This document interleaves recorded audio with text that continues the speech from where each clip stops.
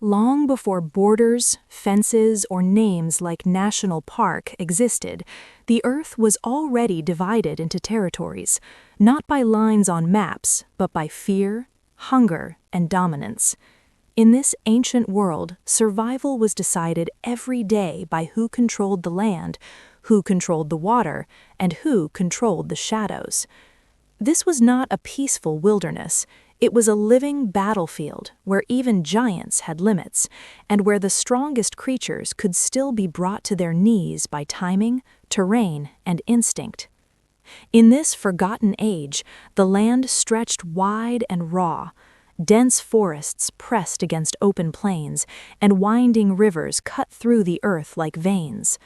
The air was heavy with heat and the smell of decay and life reborn.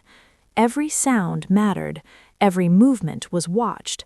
Nothing here lived without being hunted, and nothing hunted without the risk of becoming prey.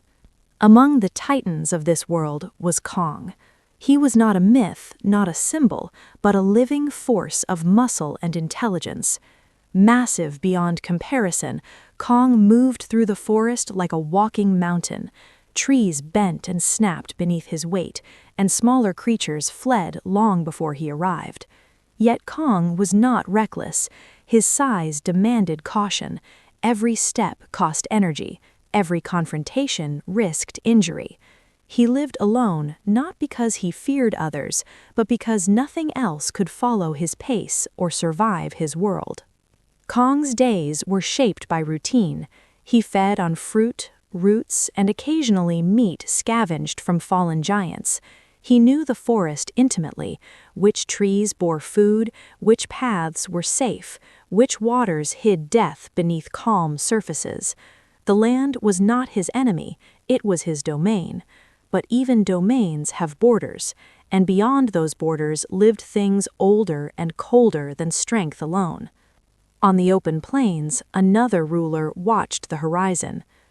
The lion was smaller than Kong, but no less dangerous.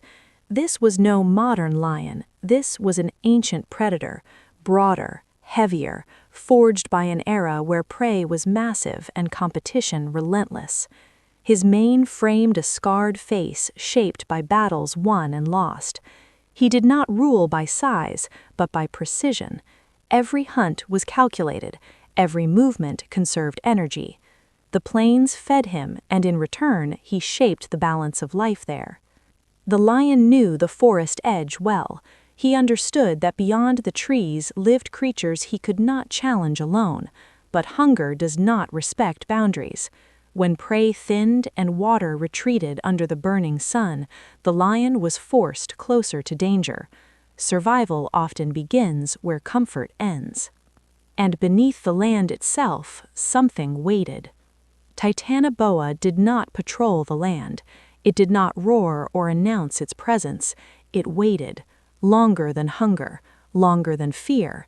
Coiled within swamps and slow-moving rivers, the colossal serpent was a relic of a hotter earth when reptiles ruled through patience rather than speed. Its body stretched longer than most trees, its muscles capable of crushing bone with effortless pressure. Titanoboa did not hunt often. It did not need to. When it struck, it chose carefully, large prey, worth the effort. It sensed vibrations through water and earth, read the language of movement without ever seeing its target. For Titanoboa, the world was a map of pressure and warmth. The clash began not with a roar, but with thirst. A drought had tightened its grip on the land. Rivers narrowed, waterholes shrank. Paths that once never crossed now converged toward the same remaining lifelines. Kong followed a familiar route toward a river bend he had used before, unaware that its depths had become a perfect trap.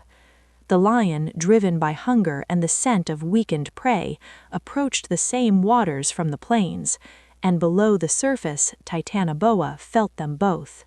The river appeared calm, still, deceptively empty. Kong reached the water first. He lowered his massive hands into the river, cupping water with practiced ease. The forest behind him was silent. too silent. Years of survival sharpened his instincts. Something was wrong.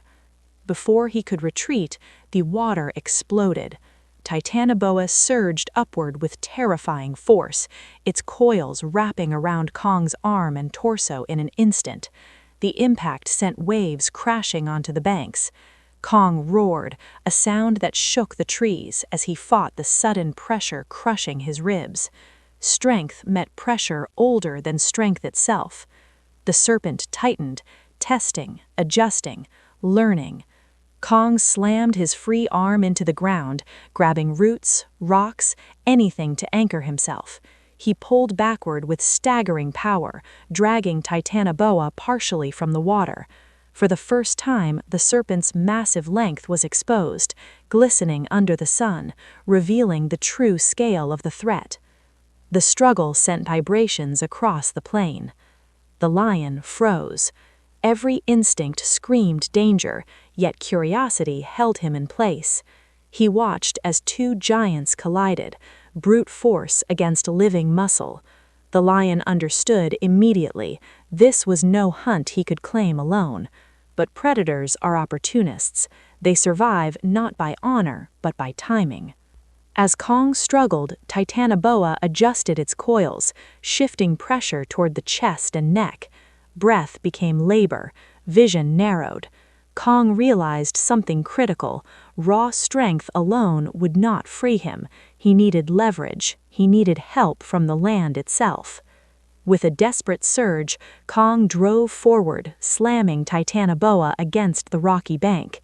The impact stunned the serpent just long enough for Kong to wrench one arm free. He roared again, pounding his chest, asserting dominance not just to the serpent, but to the world watching. That roar reached the lion. The lion moved. He did not charge blindly. He circled, staying outside the thrashing coils, eyes locked on the serpent's head. Lions understand throats. They understand vulnerability. As Titanoboa shifted to re-engage Kong, the lion lunged, driving his powerful jaws into the softer flesh near the serpent's skull. The serpent reacted instantly, releasing part of its grip on Kong to strike at the new threat. The alliance was not planned, it was forced by survival. Two apex predators momentarily aligned against a common enemy. Kong seized the moment. With Titanoboa's coils loosened, Kong wrapped both arms around the serpent's midsection and heaved. Muscle screamed against muscle.